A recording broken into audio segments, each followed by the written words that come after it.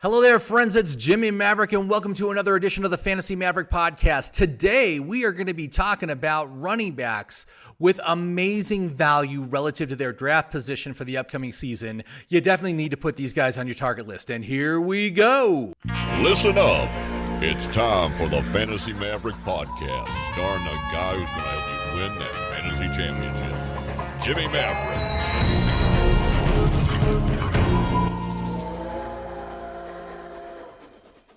Hello there, friends, and welcome to another edition of the Fantasy Maverick podcast. My name is Jimmy Maverick, coming at you from Santa Fe, New Mexico.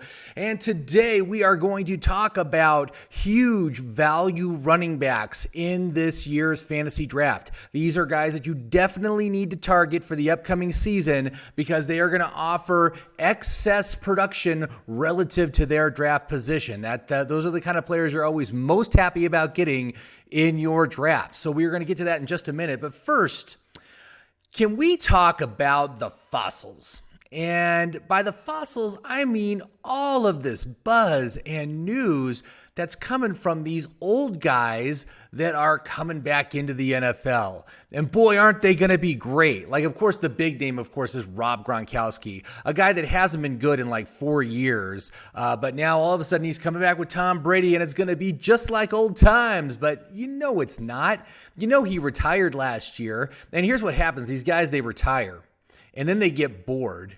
And then they start feeling pretty good because, you know, they're not getting hit every day. And so they kind of forget. They get that amnesia about, you know, what it's actually like to be a professional football athlete. So like, I can come back. I can totally still do this. And no, they can't. They can't do it. I mean, I'm sorry. And for fantasy purposes, these guys are total dead weight. You're just not going to get any production out of them. I'm just shocked that people are like, excited that Frank Gore was just signed by the New York Jets. Like he's going to have any significant role. He's not. The dude is 36. And yes, he is the eternal one and he is a Hall of Famer, but I'm sorry, man. He is not going to be able to do anything. He's not going to take anything away from LeVeon Bell. Bell's job is secure. Likewise, Andy Dalton getting picked up by the Dallas Cowboys. Come on, man. I'm seeing all these posts on the internet talking about how Andy Dalton is going to take Dak's job. I'm like, what? Are you kidding?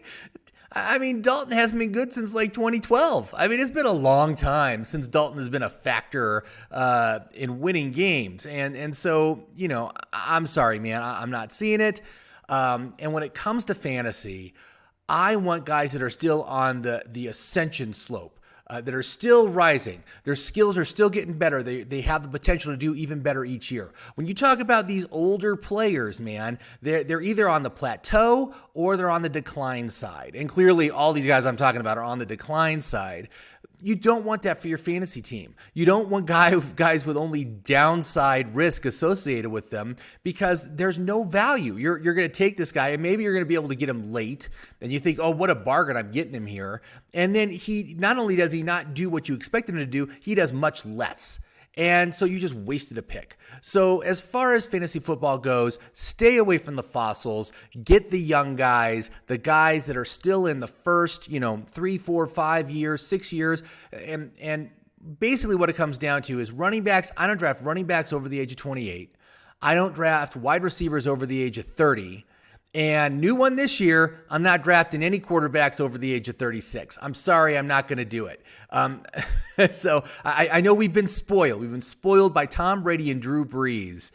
As these guys are so old, they're still doing well. They're still in the NFL. They're still quality, quarterbacks. But when it comes to quarterbacks, most of the time, they make it to about age 36, 37. That's when they start to hit the decline stage of their career.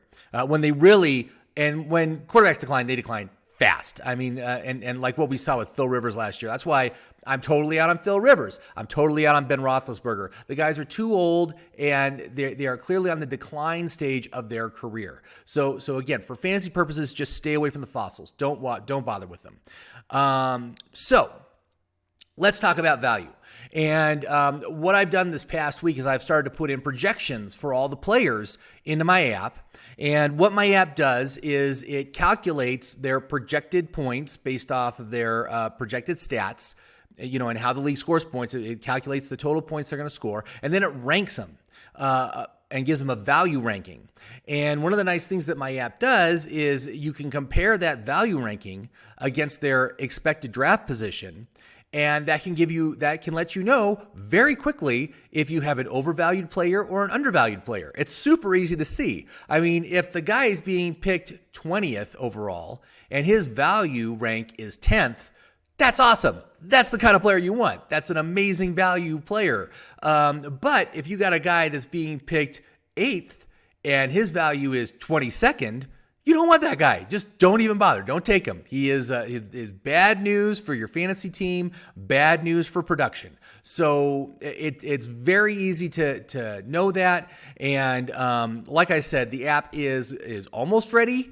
I'm just waiting. Right now, what I'm waiting for is I'm waiting for the NFL schedule to come out. That way we'll know what the bye weeks are. Then I can import all the data and get it pushed onto the website. So that's what I'm waiting for now. And then, like I said, we'll be doing some mock drafts. But value, again, very important. I rank all my players according to what I call the VORK score, and the V in VORK score is value. So it's value, outlook, reliability, consistency, VORK. Value is one of the most important factors. It's a 30% of the VORK score as I have it weighted.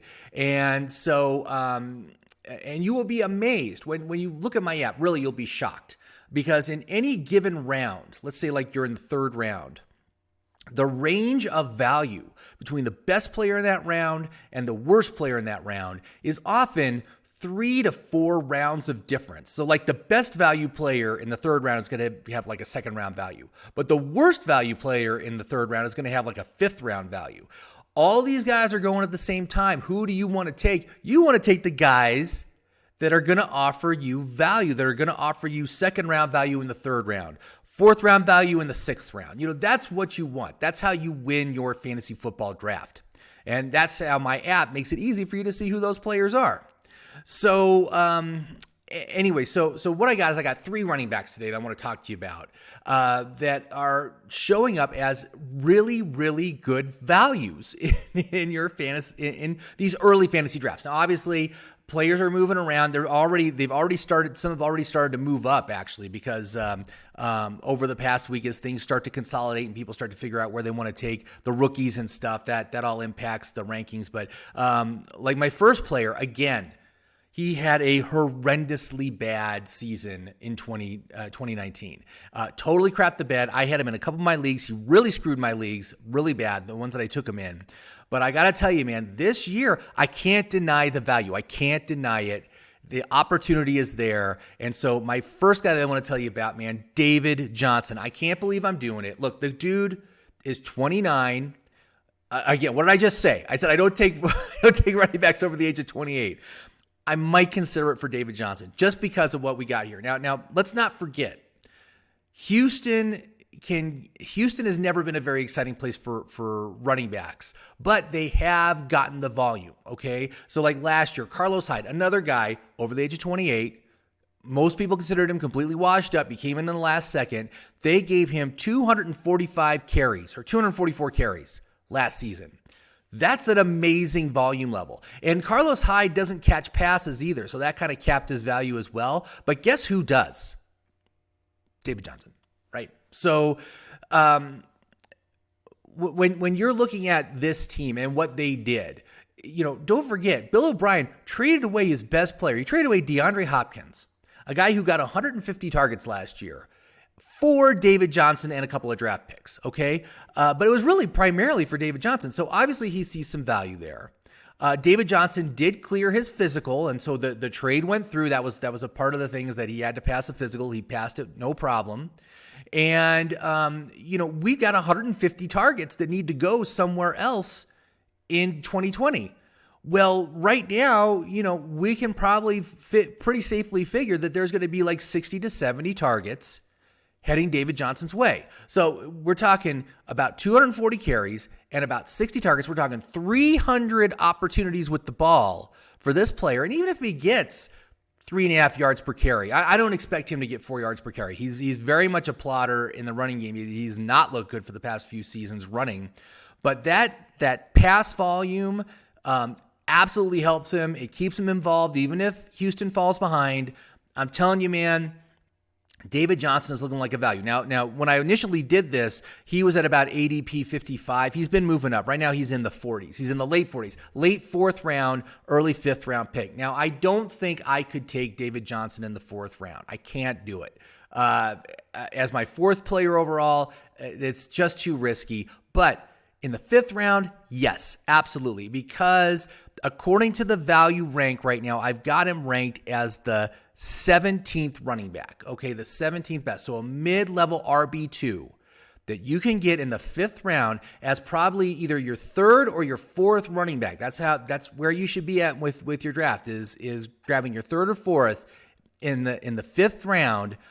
I like it. I like the value. I like the opportunity. And I have David Johnson currently ranked ahead of players like Todd Gurley, Melvin Gordon, and Mark Ingram. So again, is he a risk? Absolutely. But the opportunity is there, and he is going to be heavily utilized in this offense. So again, that's why I love value. You see this stuff, and you're like, wow, is he worth the pick here? Yeah, if I can get him in the 5th, he's absolutely worth it. 4th, I don't think I can do it. But 5th round, yes, absolutely. I will take a chance on David Johnson in the 5th round. If he's my 4th running back, because again, I'm like going very heavy running back early. So if 4 of my first 5 picks are running backs and he's my 4th running back, that's great. Holy crap, that is really good. That's a guy you're sitting that starts the season on your bench. And he has 300 touches and targets. That's what you want. So that's my first guy, right? Okay, so now, second guy that I really like, and again, he's just perennially unappreciated for fantasy purposes, Chris Carson. Right now, he is going at ADP number 33, so he's a late 3rd round pick. He's the 17th running back coming off the board. But let's think about his situation. Now, of course, the first thing about his situation is right now he's recovering from hip surgery. He suffered that season-ending injury at the end of last season. Both him and Rashard Penny got injured. Rashard got a torn ACL. And according to reports, Carson is recovering very nicely from his surgery, but Penny is taking longer. He's behind schedule. So I don't think we're going to see Penny this year. I think if we do see Penny, it'll be the second half of the season. So he's behind schedule, but Chris Carson is on schedule on a run-first offense with an elite quarterback. And you can expect that this is another guy, 300 touches and targets that you can get in the 3rd round. That is how you win fantasy football. You want that kind of volume. Now, he is an injury risk player. David Johnson also injury risk, right? But he did play 15 games last year, and it's a contract year this year. Okay, now I can point to many examples of running backs who were injury prone, missed a ton of time. They come in on their contract year, and they become Superman, indestructible, and so productive. And I'm going to give you 2 names right now. Noshawn Marino and Doug Martin, excuse me. Doug Martin is the other guy. And both these guys, again, injury-prone players, but on their contract year, they destroyed the league. And they were amongst both, I think they were both the top running back those seasons. So I really like taking a chance on contract year players because of that kind of upside. And Chris Carson is the perfect example of someone who can come out in his contract year and absolutely dominate and exceed his draft projections, right? At RB17 right now, I actually have him projected as the 14th, RB14. So you're already getting some nice value there, but I have him ranked ahead of Miles Sanders and Leonard Fournette for value right now. And he's available later than both those players. So again, it's a win-win situation. Value is so important, so take advantage of it. Chris Carson absolutely offers volume. Now, my last guy that I want to talk about is another one who is just getting pummeled in the rankings. I can't believe he's as low as he is. But again, he had a crappy year last year. But this is a guy I think is going to have a huge bounce back season, and there's a number of reasons why. Now, this player is LeVeon Bell. He is currently going at ADP 41, so he's in the middle of the middle of fourth round. And this is a fourth round player I would take every time, right? If I could get LeVeon Bell in the fourth and then turn around and get David Johnson in the fifth, wow. I mean, I'd be thrilled. But LeVeon Bell is definitely a priority target for me. He's currently going off as the RB20, so he's being drafted as a lower end RB2. But according to my projections, again, we've got 250 touches, 60 to 70 targets. We're talking 325 opportunities with the ball during the course of the season. And according to my projections right now, he's the RB10. He's a low-end 1. Now, a lot of people he annihilated a lot of people's seasons last year. But last year was a horrible time to draft LeVeon Bell. Let's think about it. He changed teams after not playing at all in 2018 because of his holdout. He went to a team which had a crappy offensive line, no offensive weapons, and then his quarterback caught mono and missed a month. And then if you've ever had mono lingers. You're not back to full health for like several months after you get it. So he was well enough to play, but he couldn't play well because he was still sick. And so, there was just like a million reasons not to draft LeVeon Bell last season. But now, this year, with this ADP and that kind of volume, you got to take advantage of it, man. You've got to take it. LeVeon Bell is like my number one target in the third round because of this. And everything about the team is going to be better this year. The offensive line is going to be better. That's what they spent their first round draft pick on, was an elite offensive lineman to help protect the quarterback primarily, but he also helps the running back. That's a big part of why he's there. They upgraded the receiving core. They brought in Brashad Perryman. They drafted Denzel Mims. That's another guy another rookie who I really like for fantasy football this year is Mims. So everything about this offense is going to be improved. The only thing that's not going to be improved is the coaching. Adam Gase is my least favorite coach in the NFL, but I got to take advantage of this volume. And I'm not concerned about Gore. I'm not concerned about Gore at all. There's no other, Bilal Powell, I think, is the other guy that's on the roster right now. These guys aren't going to take any carries away from Bell. Bell is the guy. He's the man. He's going to get basically all the volume in that backfield. And last year, another reason why everybody hated Bell's guts is because he only got 4 touchdowns. That is going, with this kind of volume, you can't help but revert back to a higher touchdown level. And last season, had he gotten like 10 touchdowns, people would be much higher on him this year. They wouldn't be as disparaging of him this year. Those touchdowns make a huge difference. And getting only 4 touchdowns on over 300 touches and targets is pretty terrible. But like I said, I expect that to bounce back this year. So he'll be in the 10, 12 touchdown range, I'm guessing. But again, low-end RB1 that you can get late in the third round, yes, give me that every time. So those are my 3 guys, man. And it is possible to get all 3 of these guys. So here's my ultimate, layout with these guys is in the third round, you get yourself Chris Carson. In the fourth round, you grab LeVeon Bell. And in the 5th round, you grab David Johnson. Wow. That's a trifecta. That is a league-busting lineup, man, that you absolutely will dominate your opponents just on volume. I mean, with those 3 players, you've got like almost 1,000 touches and targets that you got in the 3rd, 4th, and 5th round of your draft. You are going to have such an advantage over your opponents with that kind of volume at those rounds of the draft. And you start out, right, you're probably going to take an elite running back in the first round and then grab a wide receiver in the second, right? Grab an elite wide receiver in the second. And you come back with these three guys, and then maybe in the sixth you grab your tight end or another wide receiver. Man, you are going to have a hell of a team. That is going to be a dominating team. People are going to be scared to play you every week. That's what you want.